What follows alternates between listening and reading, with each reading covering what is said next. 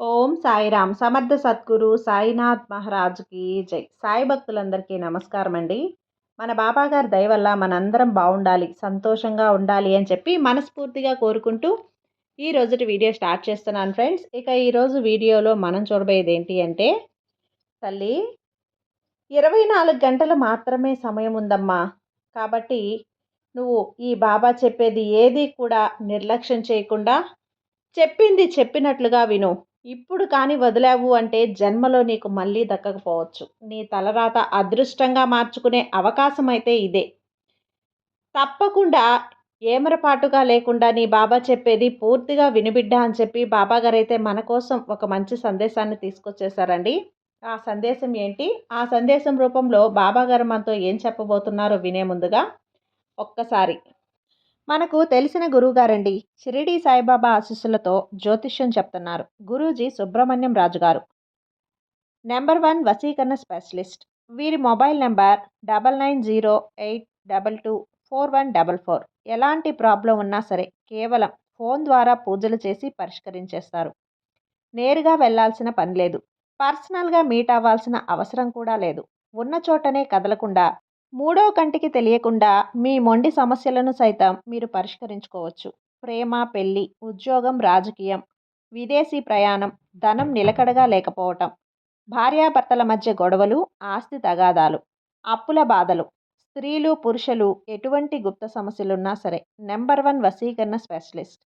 మీ మీద, మీ ఇంటి మీద చెడు ప్రయోగం జరిగినా, చేసి ఉన్నా కూడా నరదృష్టి, నరగోష్ట, సంతాన సమస్యలు, భార్యాభర్తల మధ్య, లవర్స్ మధ్య అనుమానాలున్నా, అపార్థాలున్నా, థర్డ్ పర్సన్ ఉన్నా సరే, అత్తాకోడళ్ళ మధ్య సఖ్యత లేకపోయినా ప్రతి ఒక్క ప్రాబ్లంకి చక్కటి సొల్యూషన్ ఇస్తున్నారండి. మీ వివరాలన్నీ కూడా సేఫ్ అండ్ సెక్యూర్గా ఉంచుతారు. మీకే కాదు, దేశ విదేశాల్లో ఉన్నవారు ఎలాంటి ప్రాబ్లమ్స్నైనా సరే పరిష్కరించుకుంటున్నారు. ఎంతోమంది విదేశాల్లో ఉన్నటువంటి వారు, దిక్కుతోచని పరిస్థితుల్లో అయోమయ స్థితిలో ఉన్నవారు ఇప్పుడు గురువుగారికి కాల్ చేసి వాళ్ళ ప్రాబ్లమ్స్ని సాల్వ్ చేసుకొని ఈరోజు హ్యాపీగా లైఫ్ లీడ్ చేస్తూ చాలా సంతోషంగా ఉన్నారు. కాబట్టే స్క్రీన్ మీద ఉన్నటువంటి నెంబర్కి ఒకసారి కాల్ చేయండి. మీ ప్రాబ్లంని గురువుగారితో పంచుకోండి. ఖచ్చితంగా గురువుగారు మీ ప్రాబ్లంకి సొల్యూషన్ చూపిస్తారు. ఇక వీడియోలోకి వచ్చేస్తే, బిడ్డా త్వరగా విను. 24 గంటల సమయం మాత్రమే ఉంది. ఇప్పుడు వదిలావంటే జన్మలో నీకు అది దక్కదమ్మా.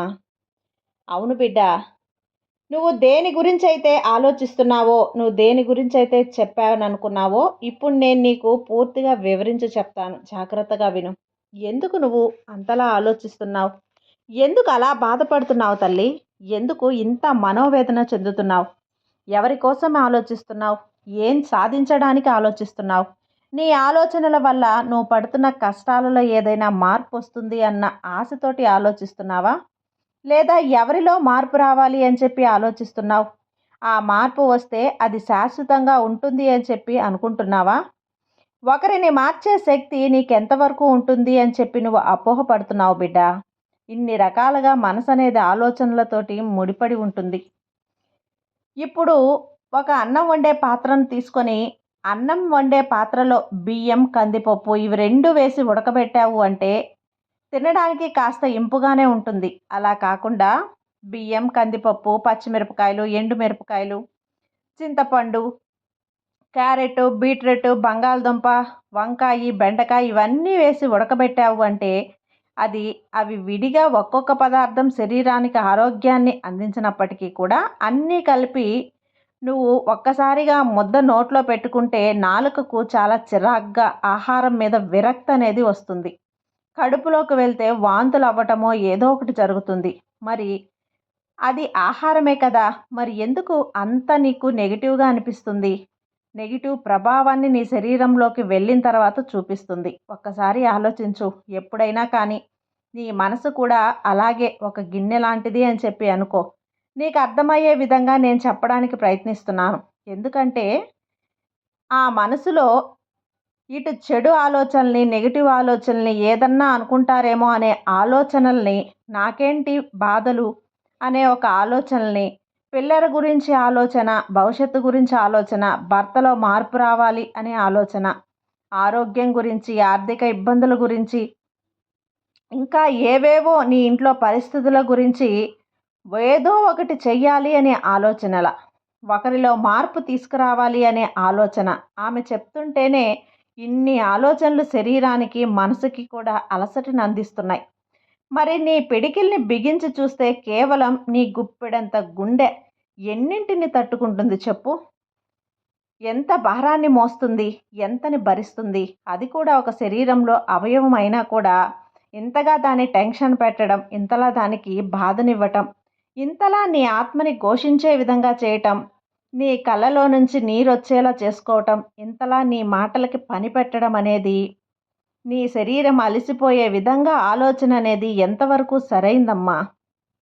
నువ్వు తప్పు చేస్తున్నావు. నీకు అర్థమవుతుందో లేదో కానీ ఇప్పటికైనా కానీ తెలుసుకొని ఆ తప్పుని సరిదిద్దుకునే ప్రయత్నం చెయ్యి. ఎందుకంటే ఈ చిన్న జీవితం ఎన్ని సంవత్సరాలు బ్రతుకుతావు? ఎన్ని రోజులు సంతోషంగా ఉంటావు? ఏది కూడా నీకు తెలియదు కదా. ఎప్పుడైనా కానీ ఒక రోజు పోవాల్సిందే. ఎవరైనా కానీ ఎంత పెద్ద కోటీశ్వరుడైనా, ఎంత కటిక పేదవాడైనా కానీ ఆ ఈశ్వరుడి పాదాల దగ్గరకు చేరుకోవాల్సిందే. మరి ఈ చిన్న జీవితాన్ని ఒక్కొక్క రోజు కూడా సంతోషంగా, ఆనందంగా ఆస్వాదించుకోగలగాలి. నువ్వు నీ భర్త ఏదో చెడు వ్యసనాలకు వ్యసనపరుడవుతున్నాడు అని చెప్పి ఇంతలా ఆలోచిస్తున్నావే. ఇన్ని సంవత్సరాల నీ యొక్క పెళ్లి జీవితంలో తనకి ఎన్ని మాటలు చెప్పావు? ఎన్ని ప్రమాణాలు చేపించావు? ఎన్ని మాటలు తీసుకున్నావు? మార్పు తెచ్చే విధంగా ఎన్ని రకాలు ప్రయత్నించావు తల్లి? చివరికి నీ మీద ఎన్ని ముద్రలు పడ్డాయో. నువ్వు ఒక గయ్యాలివి అని, నీ భర్తను చెడుకు తిండేదానివి అని, నీ భర్తను ఇంట్లో నుంచి బయటకు వెళ్ళనీయకుండా చేసేదానివని, అంతేకాకుండా నీ భర్తను టార్చర్ చేసి మనశ్శాంతి లేకుండా చేస్తున్నావు అని, తన దగ్గర డబ్బుని గుంజేసుకునే దెయ్యానివనిలాగా ఎన్ని అవసరమా చెప్పు? ఇక్కడ నీ టెన్షన్ ఏదైతే ఉందో అది నీ భర్తలో మార్పు రావాలి. ఎక్కడైతే చెడు వ్యసనాలకు బానిస అయిపోయాడో, తన ఆరోగ్యం ఎక్కడ దెబ్బతింటుందో, తన ఆరోగ్యానికి ఏదైనా అయింది అంటే కుటుంబ పరిస్థితి ఏంటి, పిల్లల పరిస్థితి ఏంటి, పిల్లల భవిష్యత్తు ఏంటి, వాళ్ళ అమ్మా నాన్న పరిస్థితి ఏంటి? కుటుంబానికి పెద్దగా ఉన్న వ్యక్తి ఎప్పుడైనా కానీ ఆరోగ్యంగా ఉండాలి అనే ఒక ఆడకూతురే కోరుకుంటుంది. దాన్ని కూడా ఈ సమాజం 4 రకాలుగా చెడ్డగా ప్రచారం చేస్తూ ఉంటే అసలు మీ బంగారానికే నీ గురించి తెలియకపోతే నువ్వు ఎంత క్షోభపడినా, ఎంత నెత్తి నోరు కొట్టుకున్నా, దిగులు పడినా ఉపయోగం లేదమ్మా. ఒక్కసారి ఆలోచించుకో బాగా. నీకు ఇది అవసరమైన విషయం. ఎందుకంటే నీ బాధ్యత ప్రకారం సారం ఇప్పటికీ చెయ్యాల్సిందే చేశావు, చెప్పాల్సింది చెప్పావు, నెమ్మదిగా చెప్పావు, గొడవ పెట్టి చెప్పావు, 4 గోడల మధ్య చెప్పావు, వీధిలోనూ చెప్పావు. ఇకనైనా కాస్త ఊరట పడు, కాస్తంత ప్రశాంతంగా ఉండు, కాస్తంత నెమ్మదిగా వ్యవహరించు తల్లి. నువ్వు సంతోషంగా ఉండటం నేర్చుకో, ఆనందంగా, ఆరోగ్యంగా ఉండటం అనేది తెలుసుకో.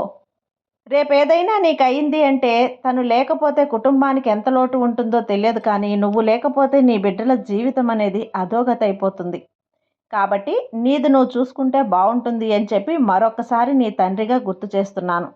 ఎప్పుడూ కూడా ఒకరి గురించి నిన్ను చెడుగా అనుకుంటున్నప్పుడు నా గురించి వారు చెడ్డగా ఎందుకు అనుకుంటున్నారు? నేను మంచిదాన్ని కదా, వారికి నేనే అన్యాయం చేయలేదే, అయినా నన్ను తప్పుగా ఎందుకు ఆలోచిస్తున్నారు? ఎందుకు నా మీద ఇంత నిందలు వేస్తున్నారు? నన్ను ఎందుకు అపార్థం చేసుకుంటున్నారు అని చెప్పి ఆలోచిస్తున్నావు. నిన్ను అపార్థం చేసుకోవాలి అనే వారి యొక్క ఇంటెన్షన్ అయినప్పుడు నువ్వు ఎంత మంచిదానివైనా కూడా నిన్ను అపార్థమే చేసుకుంటారు. నువ్వు ఎంత మంచిగా చెప్పినా నీ మీద నిందలు వేస్తారు. నువ్వు ఎంత చేసినా తప్పుగానే సృష్టిస్తారు, తప్పుగానే చెప్పుకుంటారు. ఎందుకంటే నీ దగ్గర లేనిది వారి దగ్గర ఏదో ఉన్నది అని అనుకుంటున్నావు కదా. కాదు, నీ దగ్గర ఉన్నది వారి దగ్గర ఏదో లేదు కాబట్టే నీ మీద ఇంత ఈర్ష్య, అసూయ చూపిస్తున్నారు. అంటే ఈర్ష్య, అసూయ చూపిస్తున్నారు అని చెప్పి బాధపడకూడదు.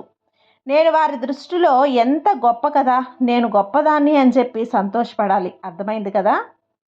వాళ్ళు ఎప్పుడైనా అంటూనే ఉంటారు తల్లి, అనుకునే వాళ్ళ నోర్లు ఆపలేం కదా. అలా అని చెప్పి ఎప్పుడైనా కానీ ఒకరు చెడ్డదారిలో వెళ్తున్నప్పుడు మంచి మార్గంలోకి నువ్వు రావాలన్నంత మాత్రాన వాళ్ళు రారు. ఈ విషయాన్ని కూడా నువ్వు అర్థం చేసుకో. కనుకనే చెప్తున్నాను, జాగ్రత్తగా విను. నీకున్నటువంటి కష్టాలు, బాధలు, సమస్యలు, మానసికమైనటువంటి సమస్యలు ఇటువంటి అనవసరమైన ఆలోచనలు, అనారోగ్య సమస్యలు ఏవైతే నిన్ను కృంగదీస్తున్నాయో, ఏ పనులైతే నిన్ను చేయనివ్వకుండా, నిన్ను ముందడుగు వేయనీయకుండా, నిన్ను పదే పదే అడ్డగిస్తున్నాయో వీటన్నింటికి కూడా ఫుల్ స్టాప్ పెట్టి నీకున్నటువంటి దోషాలన్నీ తొలగించుకోవడానికి నేను ఒక చిన్న మార్గం చెప్తాను. అర్థమైంది కదా?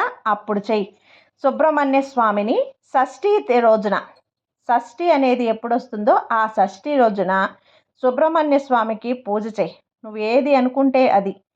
నువ్వు డబ్బులు ఖర్చు పెట్టుకొని శ్రమపడి ఏమీ చేయాల్సిన అవసరం లేదు. నేను చెప్పిన విధంగా చేసుకో. చాలా సింపుల్గా అయిపోతుంది. చాలా వరకు కూడా నీ ఆరోగ్యం, ఆనందం, ఐశ్వర్యం లభిస్తుంది. నువ్వు కోరుకున్న కోరికలు నెరవేరి నీ బిడ్డల భవిష్యత్తు అనేది బంగారంలా ఉంటుంది. కాబట్టి ఈ జీవితం అనేది భగవంతుడు ఎలా మార్చాలి అన్నా కానీ నువ్వు చేసుకున్నటువంటి పుణ్యకార్యాల మీదే ఆధారపడి ఉంటుంది. నువ్వు వెలిగించిన దీపం అనేది ఎప్పుడైనా నీకు వెలుగును చూపిస్తుందే తప్ప నిన్ను అంధకారంలోకి నెట్టివేయదు. కాబట్టి షష్ఠి రోజున, అంటే సుబ్రహ్మణ్య స్వామికి ముఖ్యమైనటువంటి రోజున, మంగళవారం రోజైనా లేదంటే షష్ఠి తిథి పెట్టిన రోజైనా అప్పుడైనా సరే, లేదంటే మంగళవారం రోజైనా చేయి. చక్కగా నిద్రలేచి ఇల్లు వాకిలు అన్నీ శుభ్రపరచుకొని రాళ్ళ ఉప్పు కలిపిన నీటితో ఇంటిని శుభ్రం చేయి. కాస్తంత గోపంచకం లేదా పసుపు నీళ్లు కలిపి శుభ్రం చేసుకో. తలంటు స్నానం చేసి ఉతికిన వస్త్రాలు ధరించి, నలుపు రంగు వస్త్రాలు కాకుండా మిగతా ఏ రంగులో వస్త్రాలైనా ధరించవచ్చు.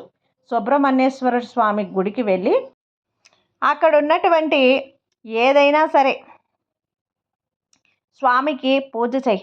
అక్కడ ఏ విధంగా అయితే ఆచారంగా పూజ చేస్తారో ఆ విధంగానే పూజ చేసి నీకు ఉన్నటువంటి కష్టాలు తొలగిపోవాలి అని చెప్పి సుబ్రహ్మణ్య స్వామికి మొక్కుకో. నాగసర్పాలు దోషం ఉండటం వల్ల వివాహం కాని వాళ్లకు వివాహం లేట్ అవుతుంది. సంతానం లేని వాళ్ళకి సంతానం కలుగుతుంది. భార్యాభర్తల మధ్య తగువులుంటే అవన్నీ కూడా తొలగిపోతాయి. మగవారు అనేక రకాలమైన చెడు వ్యసనాలకు గురవుతూ ఉంటారు. వాళ్ళందరికీ కూడా మనశ్శాంతి అనేది కలుగుతుంది. గర్భసంచికి సంబంధించిన సమస్యలు వస్తూ ఉంటాయి. ఇలా అనేక రకాలైన సమస్యలు, కష్టాలు మనిషిని హింసిస్తూ ఉంటాయి. రాహు కుజ దోషాలు కూడా సుబ్రహ్మణ్య స్వామికి పుట్టలో పాలు పోయటం వల్ల పూర్తిగా తగ్గిపోతాయి. ఏలినాటి శని దోషాలు, అర్ధాష్టమ శని దోషాలు కూడా పూర్తిగా తగ్గుతాయి. కాబట్టి సుబ్రహ్మణ్య స్వామికి గుడికి వెళ్ళినప్పుడు ఏ తప్పు చెయ్యకుండా, ఏ తప్పు అంటే నాన్ వెజ్ తినటం అలాంటివి ఏమీ చేయకుండా చెప్పినట్టు శుభ్రంగా తలస్నానం చేసి ఇంట్లో అంతా పరిశుభ్రంగా తీసుకొని మనం గుడికి వెళ్ళిన తర్వాత కొబ్బరికాయ అనేది తీసుకొని కొబ్బరికాయను కొట్టి అక్కడ మీకున్నటువంటి కష్టాలు, బాధలు అన్నీ స్వామికి వివరించి మీ పేర్లతో అర్చన అనేది చేయించి సుబ్రహ్మణ్య స్వామిని మొక్కుకున్నట్లయితే మీకున్నటువంటి ఏ కష్టమైనా కూడా తొలగిపోతుంది. ఈ పూజ పూర్తవడిన వెంటనే మీరు ఇంటికి వచ్చిన తర్వాత మీకు 24 గంటల సమయం ఇవన్నీ కూడా తొలగిపోతాయి. సుబ్రహ్మణ్య స్వామి వీటన్నింటినీ తొలగించేస్తాడు. ఇక్కడ ఈ చిన్న పని చేస్తే మీ తలరాతలో ఉన్న నువ్వు అదృష్టాన్ని ఆహ్వానించినట్లు అవుతుంది. నువ్వు పడే కష్టాల నుంచి చాలా వరకు విముక్తి లభిస్తుంది. ఏ పని చేసినా ఆ పనిలో నీకు కలిసి రావటం అనేది జరుగుతుంది. ఏదైనా వృత్తి లేదంటే పని, ధనం కోసం వృత్తి, అధిక లాభాలు, నరదిష్టి, నరఘోష ఇవన్నీ కూడా తగ్గి గురుబలం అనేది పెరుగుతుంది. జీవితం అంతా కూడా నీకు ఆనందాలు, సంతోషాలు వస్తాయి. నువ్వు ఏమీ చెయ్యనవసరం లేదు. ఏమీ చెయ్యలేకపోయినా సరే సుబ్రహ్మణ్య స్వామి గుడిలో నువ్వు అడుగుపెట్టి స్వామిని వేడుకుంటే చాలు, ఇవన్నీ కూడా మీకు తొలగిపోతాయి. ఈ రాబోయే ప్రమాదం నుంచి నిన్ను తప్పించిన స్వామిగా నీకు చాలా చాలా సంతోషాన్ని కలిగిస్తాడు. కాబట్టి తప్పకుండా ఈ విధంగా చెయ్యి.